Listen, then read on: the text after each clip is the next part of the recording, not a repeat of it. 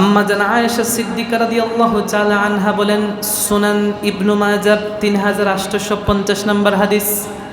আম্মা জান আয়েশা সিদ্দিকা রাদিয়াল্লাহু তাআলা আনহা আল্লাহর হাবিবকে বললেন, ইয়া রাসূলুল্লাহ, ইন আলিমতু আইয়ুব লাইলাতুল কদর, আমি যদি জানতে পারি আজকের রাত্রি লাইলাতুল কদর আমি কি করব?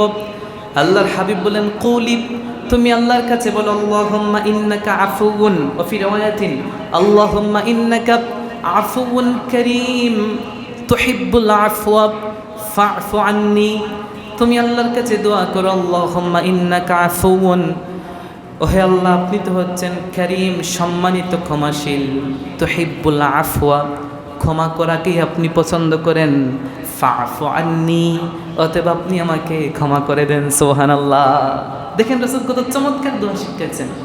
আগে আল্লাহকে একটু খুশি করলেন, ইন্নাকা আফুউন, অন্য বর্ণায় এসেছে কারীমুন, আপনি সম্মানিত, ক্ষমাশীল, তুহিব্বুল আফওয়া, ক্ষমা করাটাকে আপনি পছন্দ করেন, ভালোবাসেন, অতএব ফা'ফু আন্নী, আমাকে ক্ষমা করেন। সুবহানাল্লাহ পড়বেন না?